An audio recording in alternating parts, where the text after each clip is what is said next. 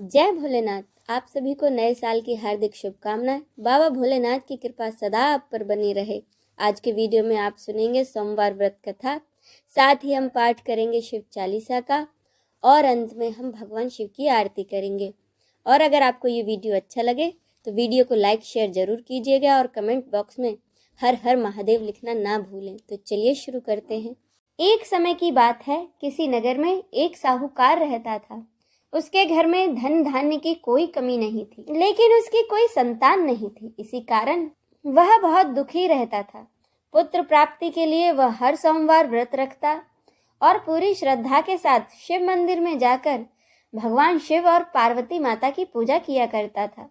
उसकी भक्ति देखकर एक दिन माँ पार्वती प्रसन्न हो गई और भगवान शिव से उन्होंने साहूकार की मनोकामना पूर्ण करने का आग्रह किया।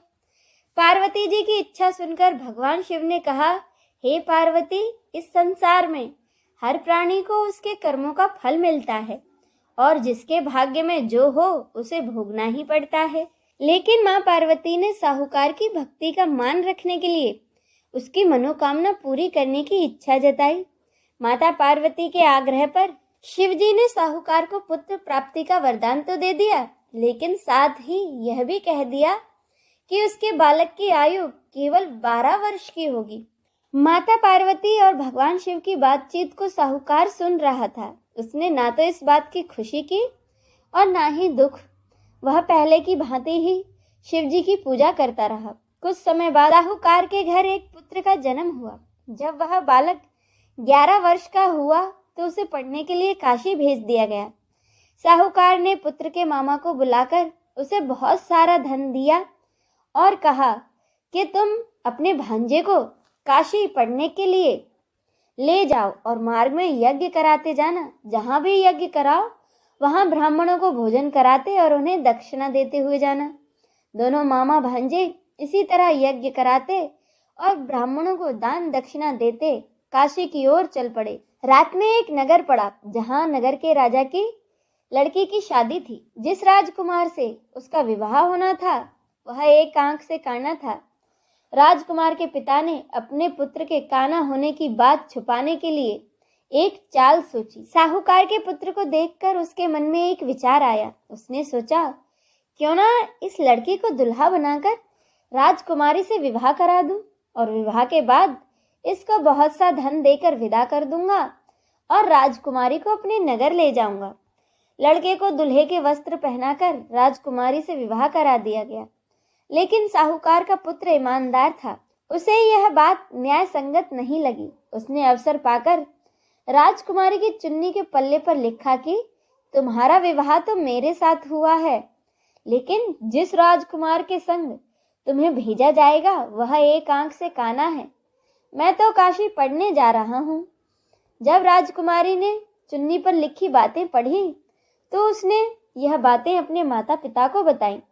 राजा ने अपनी पुत्री को विदा नहीं किया, जिससे कि बारात वापस चली गई। दूसरी ओर साहूकार का लड़का और उसका मामा काशी पहुंचे। वहां जाकर उन्होंने यज्ञ किया। जिस दिन लड़के की आयु 12 वर्ष की हुई, यज्ञ उसी दिन रखा गया। लड़के ने अपने मामा से कहा, मेरी तबीयत कुछ ठीक नहीं है। मामा ने कहा, तुम जाकर अंदर सो जाओ। शिवजी के वरदान के अनुसार उस बालक के प्राण कुछ समय बाद ही निकल गए। मृत भांजे को देखकर उसके मामा ने विलाप शुरू किया। संयोगवश उसी समय भगवान शिव और माँ पार्वती उधर से जा रहे थे। माँ पार्वती ने भगवान से कहा, स्वामी, मुझे इनके स्वर सहन नहीं हो पा रहा है। आप इस व्यक्ति के कष्ट को अवश्य दूर करें। जब शिवजी बालक के पास गए तो वह बोले कि देवी, यह साहूकार का ही बेटा है, जिसे कि मैंने 12 वर्ष की आयु का वरदान दिया। अब इसकी आयु पूरी हो चुकी है। लेकिन मातृ भाव से विभोर माता पार्वती ने कहा, हे महादेव, आप इस बालक को और आयु देने की कृपा करें, अन्यथा इसके वियोग में इसके माता पिता भी तड़प तड़प कर ही मर जाएंगे। माँ पार्वती के आग्रह पर भगवान शिव ने उस लड़के को जीवित होने का वरदान दिया। शिव जी की कृपा से वह लड़का जीवित हो गया। शिक्षा समाप्त करके लड़का अपने मामा के साथ नगर की ओर चल दिया। दोनों चलते हुए उसी नगर में पहुंचे जहां उसका विवाह हुआ था। उस नगर में भी उन्होंने यज्ञ का आयोजन किया।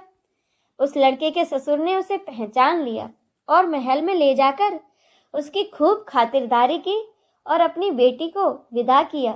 इधर साहूकार और उसकी पत्नी भूखे प्यासे रहकर बेटे की प्रतीक्षा कर रहे थे। उन्होंने प्रण रखा था कि यदि उन्हें अपने बेटे का सुसमाचार नहीं मिला तो वह भी प्राण त्याग देंगे। परंतु अपने बेटे के जीवित होने का समाचार पाकर वह बेहद प्रसन्न हुए।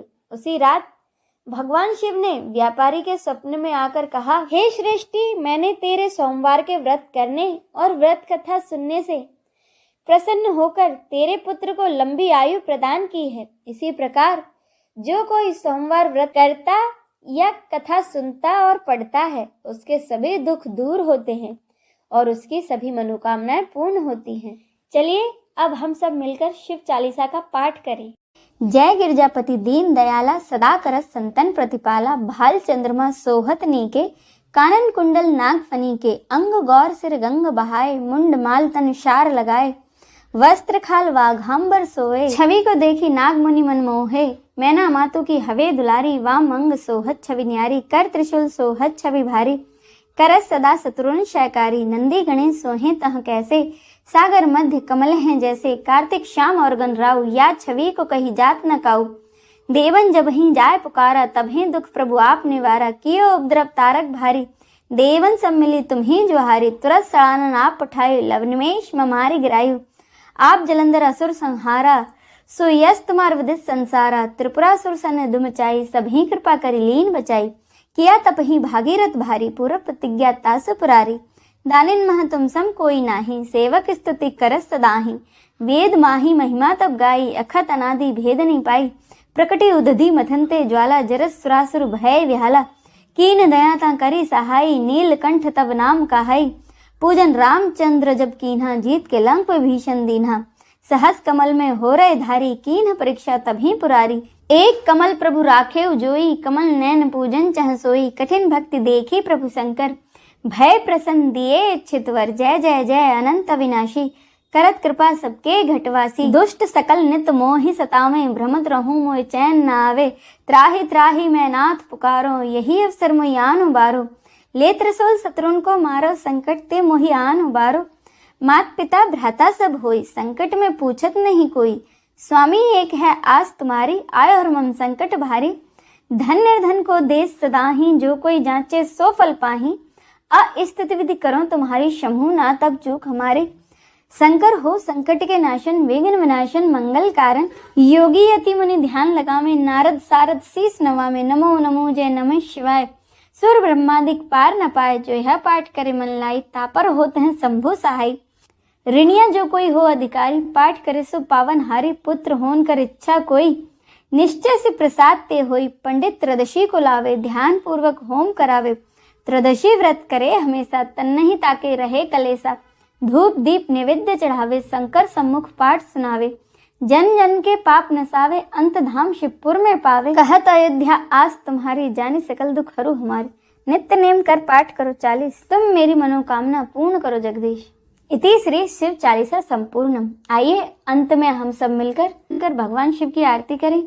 ओम जय शिव ओमकारा, प्रभु हरि शिव ओमकारा, ब्रह्मा विष्णु सदा शिव, ब्रह्मा विष्णु सदा शिव, अर्धांगी धारा, ओम जय शिव ओमकारा, एकानन चतुरानन पंचानन राजे, शिव पंचानन राजे, हंसासन गरुड़ासन, हंसासन गरुड़ासन, वृषवाहन साजे, ओम जय शिव ओमकारा, दो भुज चार चतुर्भुज, 10 भुज ते सोहे, शिव 10 भुज ते सोहे, तीन रूप निरखता, तीन रूप निरखता, त्रिभुवन जन मोहे, ओम जय शिव ओमकारा, अक्षमाला वनमाला, मुंडमाला धारी, शिव मुंडमाला धारी चंदन मृगमद चंदा, चंदन मृगमद चंदा, भाले शशिधारी। ओम जय शिव ओंकारा।